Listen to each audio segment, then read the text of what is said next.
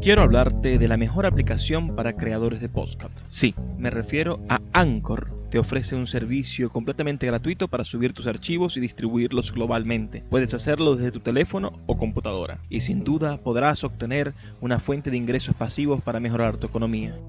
Descarga la aplicación gratuita Anchor o ve a anchor.fm para comenzar.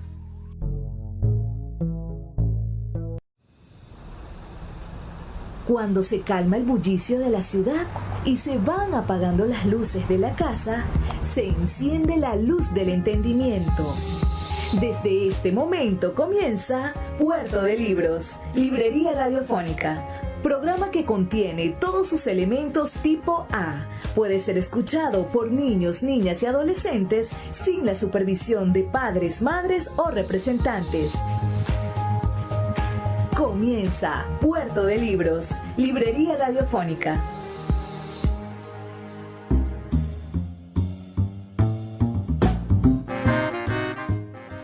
Bienvenidos a Puerto de Libros, Librería Radiofónica. Este espacio que hacemos con tantísimo cariño de lunes a viernes de 9 a 10 de la noche por la señal de la Red Nacional de Emisoras Radio Fe y Alegría. Les habla Luis Peroso Cervantes, quien está encargado de dejarlos pasar a este puerto donde podrán embarcarse en esas naves que hemos diseñado para ustedes desde hace siglos, miles de años, y en las cuales usted puede viajar a cualquier época de la humanidad y con los mejores acompañantes.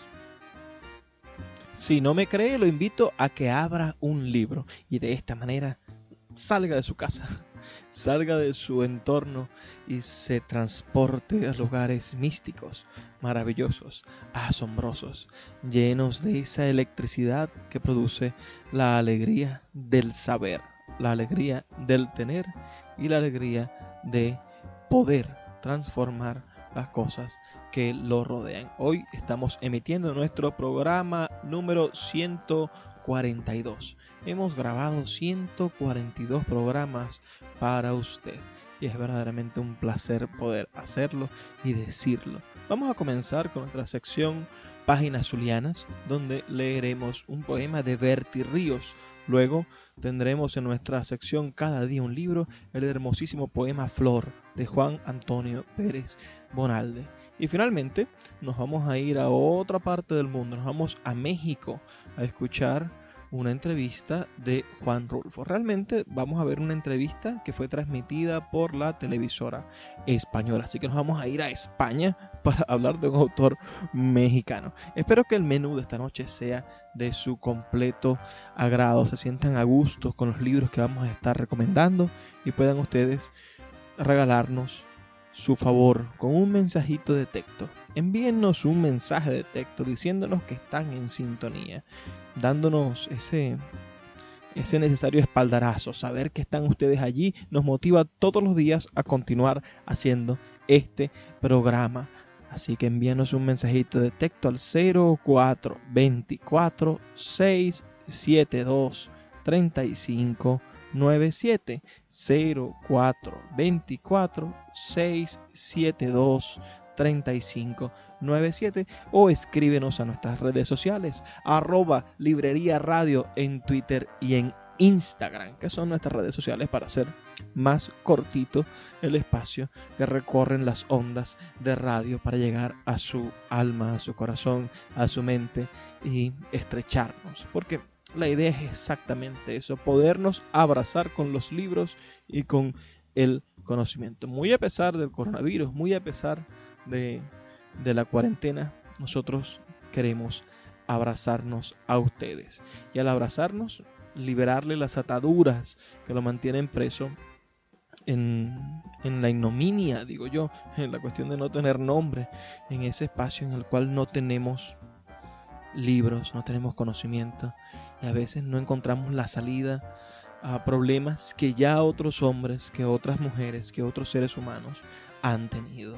Esos problemas que usted tiene hoy, señora, que usted tiene hoy, señor, muchacho, muchacha que nos escucha, esos problemas ya otros seres humanos lo han tenido. Y seguramente, si lo buscas bien, va a haber un libro que le dé la respuesta a tus problemas, a tus a tus inquietudes. Ayúdate con un libro. Ayúdate con un libro que es la llave para la puerta que esconde el futuro primoroso que todos necesitamos. Antes de comenzar, los voy a dejar con los mensajes que tienen para nosotros nuestros anunciantes, esas personas que hacen posible que Puerto de Libros, librería radiofónica, llegue a sus hogares de lunes a viernes de 9 a 10 de la noche por la señal de la Red Nacional de Emisoras Radio, Fe y Alegría. Sultana del Lago Editores es una empresa zuliana de servicios editoriales. Nuestro catálogo tiene más de 100 títulos de autores nacionales e internacionales. Además, somos la única editorial que presta servicios de impresión bajo demanda en Maracaibo. No necesitas invertir en grandes tirajes. Tus lectores pedirán tu libro, nosotros lo imprimiremos y tú obtendrás regalías. Por ello, también editamos internacionalmente en Amazon y Google Play Books. Conoce más en nuestra nueva página web www.sultanadelago.com o siguiéndonos en Instagram como @sultanadelago.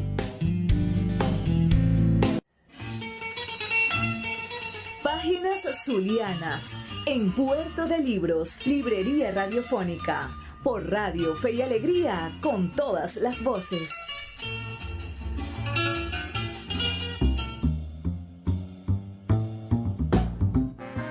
En nuestra sección de hoy de Páginas Zulianas estaremos leyendo un poema del libro Himnos Terrestres del poeta zuliano Berti Ríos. Vamos sin más reparo a leer el poema Itinerario de un robot. Maravilloso poema que habla sobre esta contemporaneidad. Espero nos sirva para entender a veces cómo este parón de la cuarentena nos puede ayudar a comprender el robot en el que nos convirtió la modernidad. Itinerario de un robot. Todos los días voy, a todos los días vengo, de todas las horas voy, a todas las horas vengo, de todos los minutos voy, a todos los minutos vengo de. Todos los años voy al trabajo y vengo de la barbería. Voy al mercado y vengo de la miseria, voy al taller y vengo de la lucha, voy al periódico y vengo del monopolio, voy al amor y vengo del odio. Todos los años voy a los puertos y vengo de la fiebre, voy a las 5:30 y vengo a las 4:15, voy a la corbata y vengo del engaño. Todos los años voy a los naipes y vengo del olvido, voy al signo y vengo de la entelequia, voy al absurdo y vengo del absurdo. 20.000 días que voy, 20.000 noches que vengo, 20.000 mañanas que voy, 20.000 tardes que vengo, 20.000 días que voy, 20.000 días que vengo. ¿Qué mano misteriosa juega conmigo como si fuera un mísero serrucho? ¿Quién dispone de todos mis huesos? ¿Quién maneja todos mis nervios? ¿Quién me condena a este voy vengo por todas las latitudes del reloj, por todos los números del calendario, por todos los cuadrantes de la vida? ¿Quién me empuja hacia allá? ¿Quién me empuja hacia acá? ¿Quién me coloca en el puente? ¿Quién me derriba del puente? ¿Quién me arroja en el mar? ¿Quién me saca del mar? ¿Quién me sitúa en el pueblo? ¿Quién me aleja del pueblo? ¿Quién me conduce a la acción? ¿Quién me torna a la inercia? ¿Quién me sumerge en la angustia? ¿Quién me arrebata la angustia? ¿Quién me señala el camino? ¿Quién me desorienta la lluvia? ¿Quién me enloquece la brújula?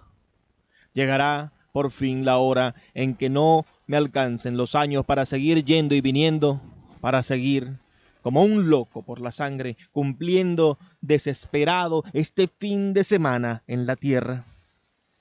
Un día se me gastarán los dientes, se partirá la hoja, se quebrará el mango, y entonces el serrucho colgará de un clavo, como la última voluntad del trapecista, y ya no valdrá la alcusa, ni la lima, ni el esmeril, y la misteriosa mano que me llevaba y me traía como una maleta vieja, me dará el último envión y caeré en la tumba.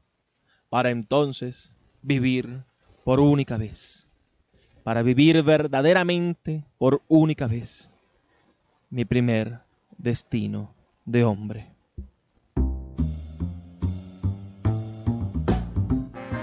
Bertie Ríos. Acabamos de escuchar un poema de Bertie Ríos. ¿Lo conocían ustedes? ¿Sabían que existió un poeta zuliano llamado Bertie de Jesús Ríos López, nacido en San Rafael del Moján el 14 de junio del año 1921 y que falleció en la ciudad de Maracaibo el 17 de enero de 1979?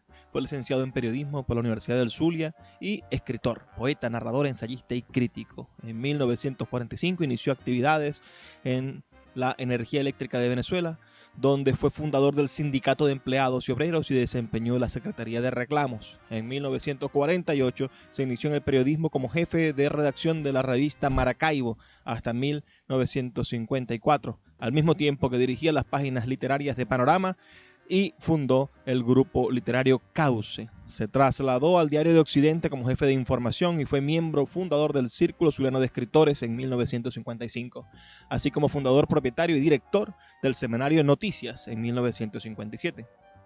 Para completar las experiencias periodísticas ingresó a la Escuela de Periodismo de la Universidad del Zulia en 1960, recién fundada, es una escuela que comienza en 1959, para egresar en la primera promoción de periodistas universitarios del estado Zulia.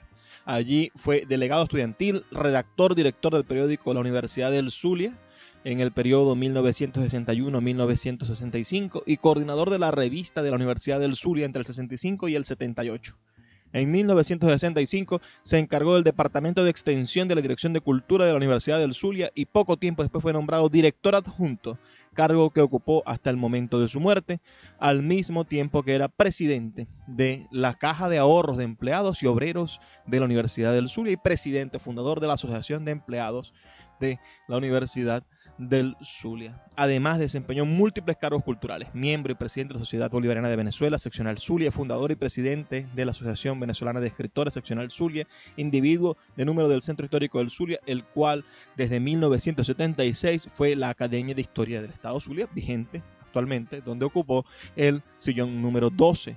Miembro correspondiente por el Estado Zulia de la Academia Venezolana de la Lengua, así como miembro de otras instituciones latinoamericanas. Fue diputado suplente a la Asamblea Legislativa del Estado y consejero permanente de la Asociación Cultural Rómulo Gallegos.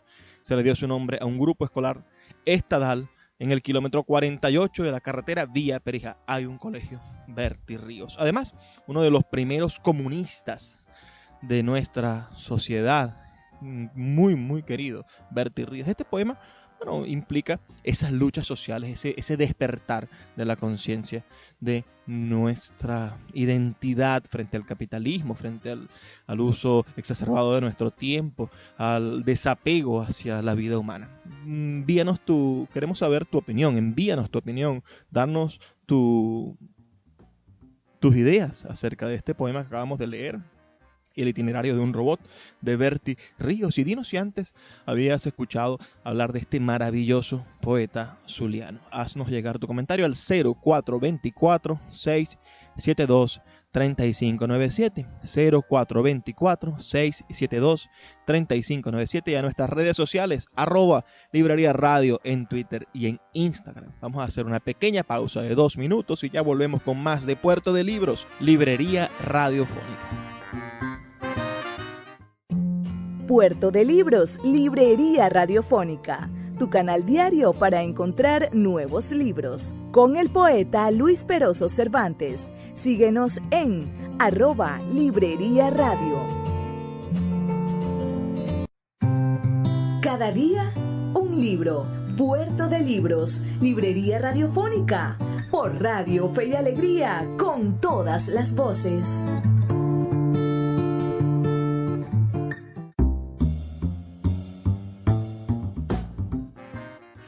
En nuestra sección de hoy de Cada día un libro estaremos leyendo uno de los poemas venezolanos más conocidos y no por eso menos difundidos. Yo creo que ustedes, muchos ya lo conocen, algunos se lo sabrán de memoria y otros sin haberlo escuchado jamás denigrarán de él. Así que vamos a darnos la oportunidad de volver a escuchar o de escuchar por primera vez el poema Flor de Juan Antonio Pérez Bonalde. y después haremos algunas observaciones acerca de ese maravilloso poema de la literatura venezolana del siglo XIX. Flor. Primero, Flor se llamaba, Flor era ella. Flor de los valles en una palma, flor de los cielos en las estrellas, flor de mi vida, flor de mi alma. Era más suave que blando aroma, era más pura que albor de luna, y más amante que una paloma, y más querida que la fortuna. Eran sus ojos, luz de mi idea, su frente lecho de mis amores, sus besos eran dulzura íblea, y sus abrazos collar de flores. Era al dormirse tarde serena, al despertarse rayo del alba, cuando lloraba limbo de pena, cuando reía cielo que salva. La de los héroes ansiada palma, de los que sufren el bien no visto, la gloria misma que sueña el alma, y de los que esperan en Jesucristo. Era a mis ojos condena odiosa, si comparada con la alegría de ser yo el vaso de aquella rosa, de ser el padre de la hija mía. Cuando en la tarde tornaba el nido de mis amores cansado y triste, con el quieto cerebro herido por esta duda de cuanto existe, su madre tierna me recibía, con ella en brazos yo la besaba, y entonces todo lo comprendía, y al Dios sentido todo lo fiaba. Que el mal impera, delirio craso. Que hay hechos ruines, error profundo. ¿No estaba en ella mirando acaso la ley suprema que rige al mundo? Ah, cómo ciega la dicha al hombre, cómo se olvida que es rey el duelo, que hay desventuras sin fin ni nombre, que hacen los puños alzar al cielo. Señor, existes. Es cierto que eres consuelo y premio de los que gimen, que en tu justicia tan solo hieres al seno impuro y al torvo crimen. Responde entonces, ¿por qué la heriste? ¿Cuál fue la mancha de su inocencia? ¿Cuál fue la culpa de su alma triste? Señor, respóndeme en la conciencia. Alta la llevo siempre y abierta, que en ella nada negro se esconde. La mano firme llevo a su puerta, inquiero, y nada responde. Solo del alma sale un gemido de angustia y rabia, y el pecho, en tanto por mano oculta de muerte herido, se baña en sangre, se ahoga en llanto. Y en torno sigue la impía calma de este misterio que llaman vida, y en tierra yace la flor de mi alma, y al lado suyo mi fe vencida. 2. Allí está, blanca, blanca como la nieve virgen, que el potente viento del norte de la cumbre arranca, como el lirio que troncha mano impía orillas de la fuente, que en reflejar su albura se engreía. Allí está.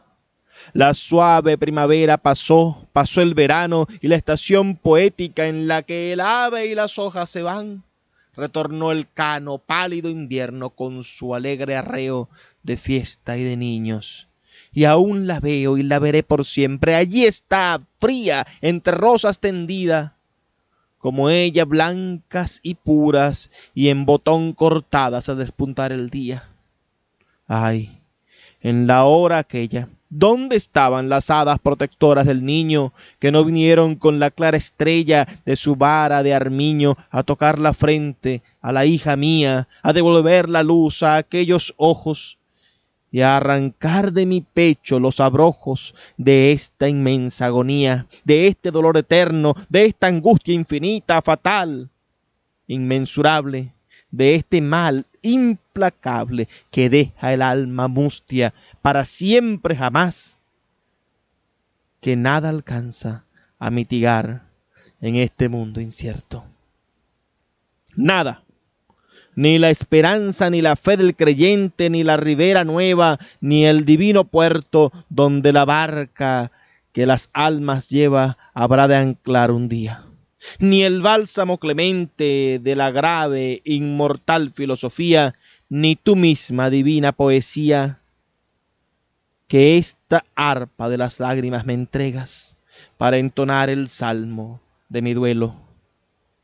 Tú misma, no llegas a calmar mi dolor. Ábrase el cielo, desgájese la gloria en rayos de oro sobre mi frente, y desdeñosa, altiva de su mal sin consuelo, al celestial tesoro el alma mía cerrará su puerta, que ni aquí ni allá arriba, en la región abierta de la infinita bóveda estrellada, nada hay más grande, nada más grande que el amor de mi hija viva, más grande que el dolor de mi hija muerta. Pues el tema de este poema es el tema del romanticismo por excelencia, la muerte, ¿no? Y cuando hablamos del romanticismo no me refiero al espectro de lo cursi y de lo amoroso, sino al romanticismo como expresión del movimiento literario romántico. Voy a intentar agilizar rápido esta explicación. El romanticismo comienza en el siglo XVII en Alemania y después se expande a Inglaterra y Francia y finalmente a España. ¿Cuál es el precepto del romanticismo? Bueno, son personas que aman la libertad políticamente, que aman la libertad en las sensaciones, en todas las formas y expresiones del mundo. También personas sumidas en el consumo de opiáceos y algún tipo de sustancias difíciles. Lo cierto es que la libertad en el sentido literario lo consiguieron con el uso de expresiones verdaderamente sublimes. Dejaron de ser personas acartonadas y dijeron: vamos a entregarnos a la libertad de decir lo que sentimos y de expresar las emociones más fuertes y de comunicar nuestras profundas tristezas, nuestras profundas alegrías. Y eso lo lograron, ¿no? Entonces la muerte logró ser el catalizador y el elemento detonante de las tristezas más profundas. Entonces él logra Pérez Bonalde, claro, estamos hablando del siglo XVII, ya a finales del siglo XVIII y del siglo XIX, que es el caso de Pérez Bonalde, consigue Pérez Bonalde en el siglo XIX ser un digno representante del pensamiento romántico, de la tragedia romántica. Es considerado un premodernista porque su lenguaje no es rebuscado ni enquilosado como venía siendo el lenguaje de los poetas románticos ya pesarosos del principio del siglo XIX y de finales del siglo XVIII. Ahora, en el rango de los poemas elegíacos, que es el nombre que se le da el género poético dedicado a cultivar, a hablar sobre la muerte de algún ser querido, sobre la muerte de alguien, ¿no? Poemas dedicados a la muerte. En el rango de los poemas elegíacos, este es el poema decano de la literatura venezolana. Es el primer gran poema dedicado a la muerte de un ser querido. Sobre todo, vemos siempre una tradición en torno a los poemas elegíacos en español a partir de Jorge Manrique y las coplas a la muerte de su padre. Son también el inicio, el parteaguas en nuestra lengua sobre los poemas elegíacos, y creo que en general la estructura de pensamiento de toda nuestra lengua, el poema a un hijo muerto, a una hija muerta, el caso de Flor, es uno de los referentes fundamentales de la literatura en español. Hay cosas que son ya como lugares comunes o elementos recitatorios muy conocidos de la literatura y que en los poemas de elegíacos se presentan, ¿no? Ese hincapié en preguntarse sobre la existencia de Dios. Entonces, dudar de la existencia de Dios a causa del dolor, de la capacidad o responsabilidad que tuviese el ser todopoderoso en la construcción de la congoja y del sufrimiento de las personas que son nuestros escritores, que son las personas que nosotros amamos, ¿no? Y nosotros estamos siendo amadas por ellos. La inexistencia de Dios es la gran duda de estos poetas. El poeta Novalis, que es uno de los fundadores del movimiento del romanticismo, consigue en la vida el sufrimiento, porque se muere su amada, y al morirse la mujer que él amaba, entonces él dice que la vida es una cárcel, porque va hacia el encuentro de la mujer que ama en la muerte.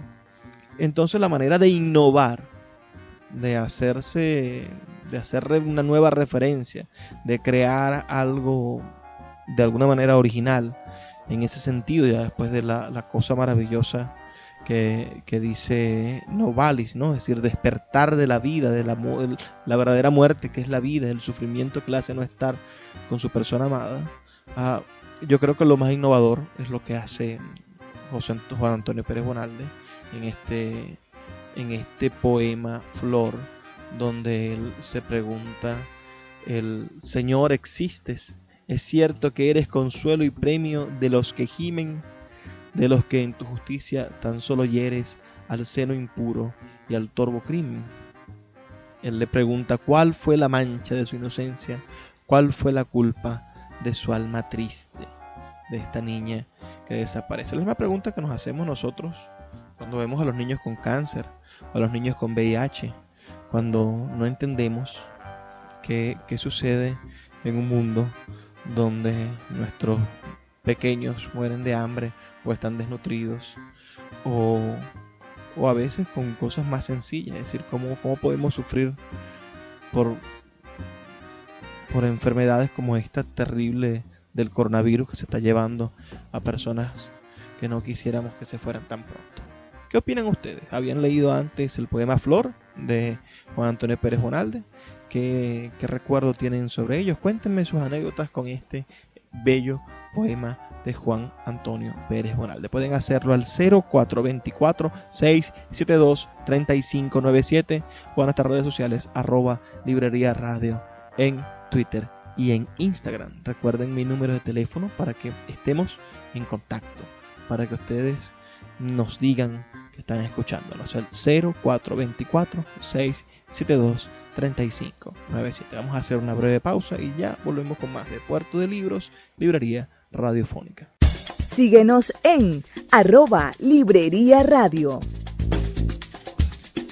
La voz del autor en Puerto de Libros por Radio Fe y Alegría, con todas las voces.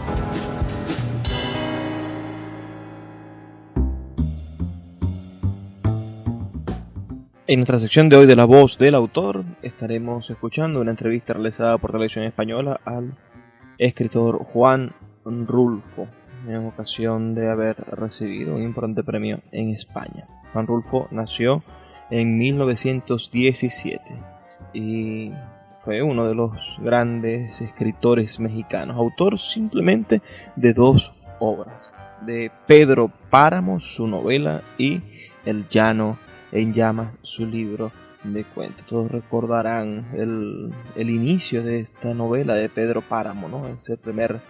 Ese primer párrafo que dice: vine a Comala porque me dijeron que acá vivía mi padre, un tal Pedro Páramo. Bellísima forma de iniciar una novela, ¿no? También la búsqueda del padre y el encuentro de uno mismo en esa búsqueda. Tiene entre tantos de los significados que le da Pedro Páramo a la vida del latinoamericano. También Juan Rulfo rescata todo lo que es la transición mexicana de la pobreza a la república, de la pobreza de la república a la pobreza de la revolución. Recuerden que pueden reportar su sintonía al 0424-672-3597.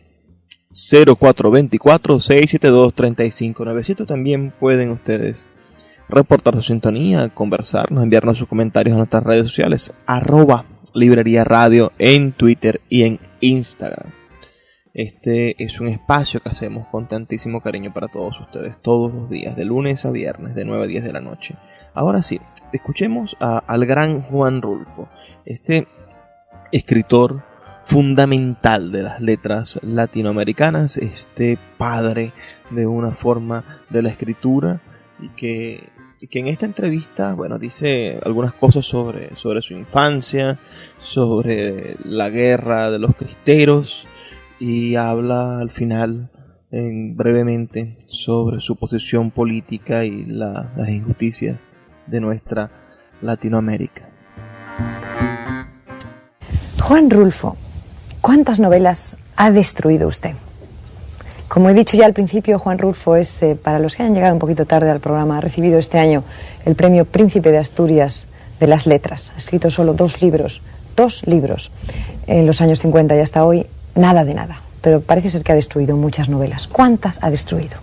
Bueno, solamente he destruido una novela, pero he escrito además un libro, aparte de este libro, de esta novela y este libro de cuentos, apareció otra cosa que se llama El Gallo de Oro, que es una historia, un guión cinematográfico en realidad. Y sí he hecho algunos otros argumentos para cine. Además, hice un libro sobre investigaciones históricas acerca de la conquista y colonización de Nueva Galicia, que hoy es Jalisco. Y ese libro, claro, es poco conocido porque se distribuyó gratuitamente entre los clientes de una compañía privada en Guadalajara. Pedro Páramo es el título del libro, para los que no lo conozcan, y El llano en llamas y otros textos es lo que les estaba refiriendo hace un momento. Sí, dígame. Eso es lo que he hecho literariamente. Ahora he publicado un libro de fotografías, de 100 fotografías escogidas entre las que he tomado también. De manera que han sido 4 libros las publicaciones que he hecho.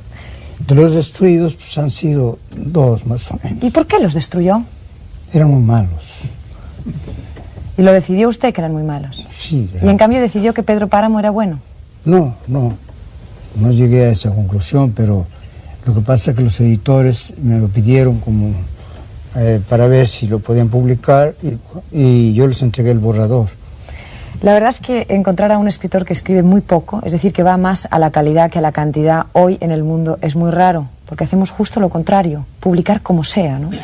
¿A usted qué pasa? ¿Que le da apuro? ¿Le da angustia? ¿Le da miedo publicar? No es eso. Lo que sucede es que desde hace más de 20 años, un poco después de que yo escribí esto, me dediqué a la edición de libros de antropología social en el Instituto Nacional Indigenista. Entonces estuve más de 20 y tantos años dedicado a eso.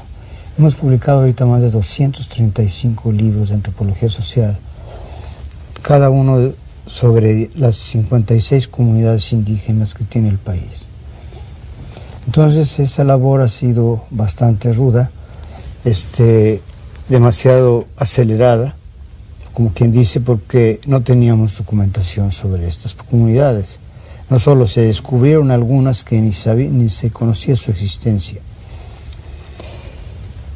Además de esto... Juan Rulfo, ¿por qué lleva usted esas gafas negras? Bueno, es que me acaban de poner un lente, me operaron de un ojo, porque tenía cataratas, y me pusieron un lente intraocular. ¿Y le molesta la luz? Sí, demasiado brillante, sí, entonces la luz es muy intensa para mí. Ya. No, es que yo le quería preguntar también un poco más por Pedro Páramo, porque usted dice, en algún momento ha dicho que ese libro lo escribió yendo al lugar de su infancia, y ahí recuperó parte de lo que había vivido. ¿Cómo fue su infancia? ¿Qué queda en su memoria de esa infancia? Bueno, mi infancia en realidad fue tuvo una época muy difícil, ¿no?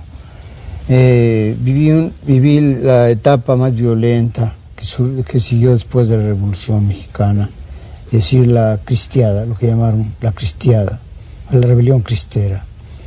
Entonces, estos años que me tocó vivir fueron en un lugar de mucha agitación, de crímenes, de violencia, y además en mi familia hubo pues, una serie de muertos, ¿no?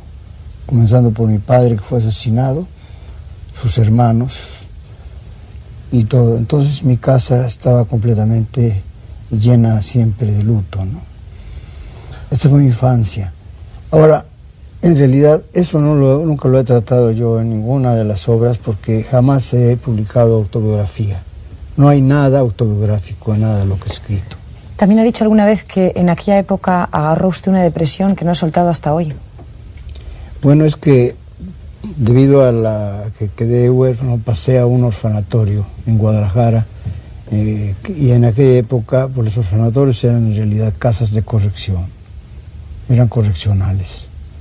Entonces la disciplina y el castigo era muy fuerte, y además la soledad en que vivíamos. Pero usted no te da la impresión de haber sido un niño malo, ¿no? Pues puede ser que sí he sido malo. ¿Sí? Todos los niños somos malos. ¿Por qué? Somos malvados. ¿Se puede decir que los niños son malos? Sí, los niños son malvados hasta cierta época. ¿Hasta qué época? Pues hasta que ya recobran un poco la razón, ¿no? Pero casi todos los niños son malvados. ¿Cuándo recobró usted la razón? Pues calculo que todavía no la recobro. Ah, ¿no? ya sabía yo que me iba usted a decir eso. Dice que tiene pesadillas, que necesita el humor para sobrevivir. Pues sí, es decir, soy medio irónico en algunos aspectos, ¿no?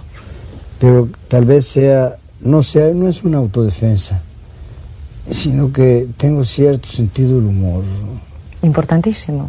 ¿Verdad? Importantísimo. Y me interesa mucho el humorismo. Además, creo yo que la vida pues debe ser, como decía hace un momento, maestro, sobre la existencia, la vida, que la vida es buena, ¿no? Quien la hace mala es uno, es el hombre. Entonces, nosotros intentamos hacerla menos mala, ¿no? Queremos hacerla menos mala. Entonces, pues, tomamos todo en forma irónica, ¿para qué crearnos problemas?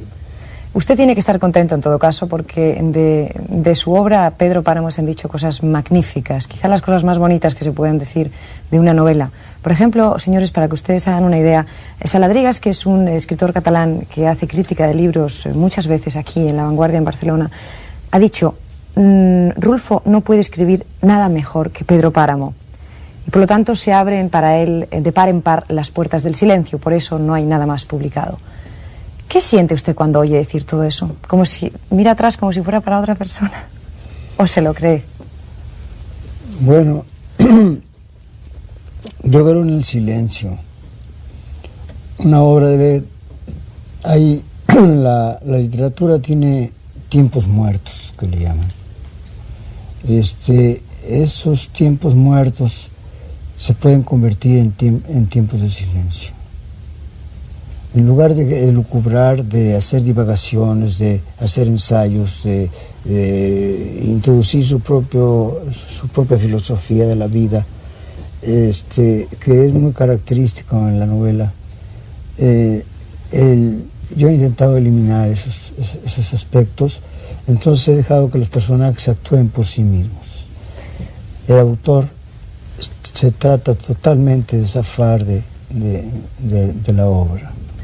Y cuando García Márquez dice que es usted su maestro y dice, por ejemplo, no pude dormir mientras no terminé en la segunda lectura, nunca desde la noche tremenda en que leí La Metamorfosis de Kafka, en una lúgubre pensión de estudiantes de Bogotá, había sufrido una conmoción semejante al día que leí Pedro Páramo. No sea usted humilde, es muy importante todo esto. Bueno, y usted, como si tal cosa, está aquí sentadito. Es amabilidad de parte de García Márquez. García Márquez tiene una postura política muy clara como escritor. ¿Cuál es la suya, Juan Rulfo? En un mundo como el que vive en Hispanoamérica en este momento con tantos problemas, ¿cuál es la suya? Bueno, yo no soy un político activista, pero sí estoy de acuerdo con la actitud de García Márquez, de Julio Cortázar, de esos hombres que forman Amnistía Internacional y que tratan de defender a los pueblos, sobre todo de América Latina, que han vivido siempre en la miseria, en la ignorancia y sometidos por dictaduras militares terribles. ¿Y cree usted que es necesario estar con alguno de los dos bloques o no definirse? Yo creo que no es necesario. Lo que hay que resolver es la miseria.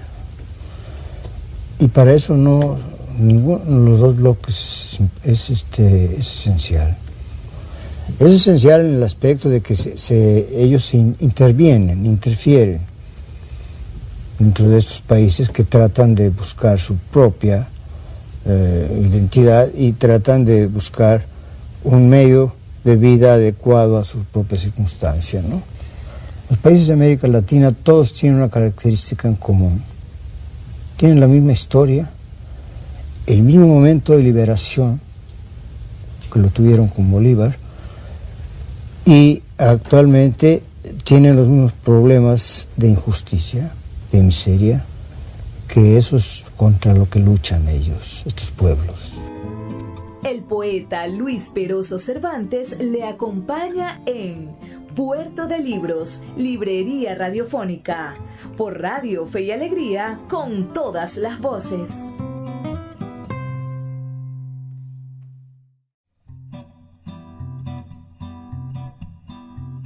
¿Cómo piensa la literatura? Piensa mejor, lee un libro. Puerto de Libros, Librería Radiofónica, por Radio Fe y Alegría, con todas las voces.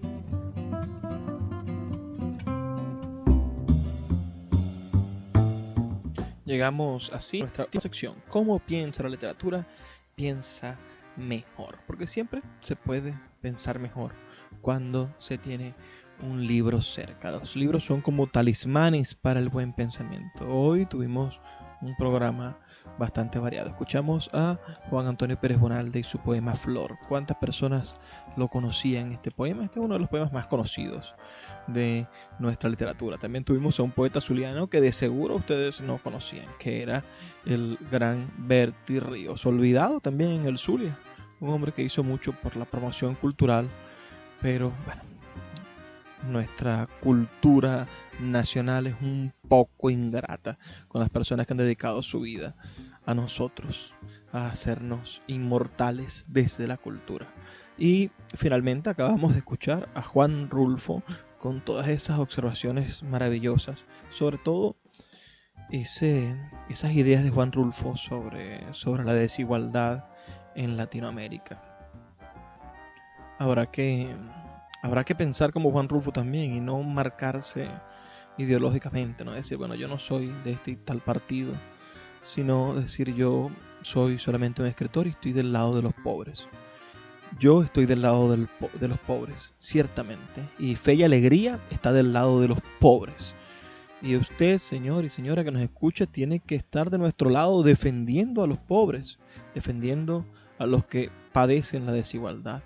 Hoy en día hay personas que han arropado la bandera de la desigualdad, la bandera del rescate, de la dignidad de los pueblos, pero al final se convierten también en opresores de esos pueblos. Se convierten en esbirros, se convierten en gendarmes. ¿Cuándo se había visto que una persona que amase la libertad vistiese un uniforme militar? Regularmente los que amamos la libertad, los que amamos la paz, los que amamos el cambio en positivo de la humanidad, no nos gustan las armas, no nos gustan los cañones, no nos gustan las explosiones, y no le rendimos culto a la muerte, sino a la vida que hay después de la muerte, a la vida que hay en el recuerdo de nuestros seres queridos. Pero jamás andamos proponiendo que existan enfrentamientos que lleven al inevitable fracaso de asesinarnos. Estuve leyendo unos tweets recientemente donde Julián Marías, un excelente escritor, hablaba sobre los problemas del franquismo, ¿no? Y se planteaba que el franquismo fue una una teoría, una forma de pensamiento nacional que a pesar de hacerse llamar nacionalistas, jamás lograron generar un tipo de debate en el cual pudiese coexistir con el otro. Es decir, es una nación que yo me he inventado, una propuesta ideológica, la falangista, de una nación que yo me he inventado en la cual el otro no cabe. El republicano no cabe. ¿Por qué? Porque España debía ser realista y debía tener un rey. Y no había manera, ante la imposición del caudillo, de llegar a un acuerdo. Por eso se llevó una guerra. Porque al franquismo le interesaba llegar a la guerra. Le importaba muy poco la voluntad de la mayoría, le importaba imponer su voluntad, y para imponer su voluntad utilizó cañones, utilizó rifles, llevó armas y asesinó y hambrió a su pueblo, porque el pueblo de España pasó muchísima hambre por culpa de la visión militar de Franco. Siento terror cuando dicen que vamos a una guerra. Siento terror cuando dicen que estamos preparados para resistir durante años una guerra. Siento miedo cuando veo a mis vecinos, a mis viejitos de la comunidad vestidos como milicianos. Siento terror, pánico, porque esos uniformes, esas armas, esa ideología está preparando a nuestro pueblo para una guerra. Lo dicen, están preparados para una guerra, y yo les creo, de verdad que les creo. Hay gente que no les cree, pero yo sí les creo. Yo les creo que están preparados para resistir un enfrentamiento militar, están preparados para resistir una invasión. Ojalá nunca haya una invasión en este país. Pero esa preparación no es que no sea lógica en su estructura de pensamiento, sino que yo rechazo la idea de que exista un enfrentamiento, rechazo la idea de que exista una invasión, rechazo la idea de que tengamos que responder con balas a cualquier cosa. No podemos responder con balas, no podemos responder con agresión, no podemos dedicarnos ni prepararnos, ni dedicar nuestro tiempo y nuestro espacio a pensar en cómo defender para matar. La manera de defenderme no puede ser matar al otro. La manera de defenderme debe de ser transformar al otro en un ser positivo. La manera de defenderme debe de ser que mi mensaje sea lo suficientemente incluyente para transformar la realidad del otro. La manera debe de ser levantar una muralla, un escudo moral tan sólido, sincero y sólido, que no puedan agredirme. Si en Venezuela no viviéramos las cosas terribles que estamos viviendo, jamás nadie podría atreverse a solicitar invasiones, a invocar a tratados internacionales, ninguna de esas cosas absurdas que uno escucha diario a diario en los chats de WhatsApp, en el Twitter, en las redes sociales. Esas cosas no es que no puedan llevarse a cabo. En el territorio de los escenarios posibles, cualquier cosa puede pasar. Pero son los peores escenarios. Son los escenarios de enfrentamiento, de muerte, de destrucción, de desolación. No existe en nuestras carreteras un cráter por una bomba. Hay cráteres, ciertamente, huecos gigantescos donde se caen nuestras cañerías, donde nuestras bocas de visita casi se tragan automóviles. Pero no existe en Venezuela el cráter de una bomba. No existe un edificio que se esté cayendo porque le haya caído un misil o porque haya explotado dinamita o C4. Qué bueno que no existen esos edificios. Se caen porque no hay mantenimiento. Se caen porque la gente no tiene para pagar el condominio. Los ascensores no funcionan. No porque hay una falla estructural, porque cayó una bomba al lado. No, señores. Es por otras razones que tienen solución con inteligencia, que tienen solución leyendo. Si nuestro pueblo se dedicara a leer, jamás tocaría un arma. Si en nuestros colegios nosotros le enseñáramos a nuestros niños que solamente con la lectura, con el conocimiento, con la información, con la transformación podemos conseguir oportunidades de verdad y de ser longevos y de tener salud y de desarrollarnos, no tendríamos tantos jóvenes AMPA, tantos niños malandros, tantos carajitos que no han vivido 15, 20 años de felicidad y que ahora están desgraciándole la vida a otros. Y eso es porque no leen. Porque cuando uno lee a Julio Verne, se da cuenta de que el mundo es maravilloso. Cuando uno lee El Principito, uno se hace preguntas geniales. Cuando uno lee El barco de la isla del tesoro, uno se siente espectacular. Cuando uno lee el Dr. Jekyll y Mr. Hyde, uno se da cuenta de qué manera uno debe de aceptar su lado oscuro y transformarlo en un lado positivo. Pero si no leemos, si nuestros hijos no han leído esos libros, y muchos menos nuestros concejales, nuestros diputados, nuestros alcaldes y nuestros gobernadores no se han leído uno solo de esos libros que he mencionado, que en cualquier parte del mundo ya los han leído todos, ¿cómo podemos nosotros conseguir soluciones reales? La única solución, la fundamental, es empezar a leer. Hay que leer con furia, hay que leer todos los días como si el futuro del país se fuera en ello. Los invito a leer, a leer, a leer y a leer y a leer. Claro, ustedes me dirán, eso no va a cambiar la realidad de ahorita, ciertamente. Pero yo creo que nada va a cambiar la realidad de ahora. Es muy particular mi forma de pensar. Es muy personal. Yo creo que ninguna de las cosas que vayamos a hacer va a cambiar la realidad de hoy en día. Porque es que el problema está sembrado muy adentro. Y debemos de conseguir una solución real, no esos pañitos de agua tibia que estamos acostumbrados a ponerle a los problemas de este país. La democracia hizo cambios fundamentales en la estructura política del país, pero se dedicó 40 años a ponerle pañitos de agua tibia a las heridas y produjeron un cáncer irreconciliable en los años 90, una diferencia social abismal, y produjeron resentimiento y produjeron un montón de cosas que nos han llevado después a madurar en esta situación tan compleja que vivimos. Hay un bálsamo real, que usted se lo pone por fuera, desde afuera hacia adentro, y adentro siembra, tiene un cultivo y después nos sana completamente, y es la lectura. Los invito a leer.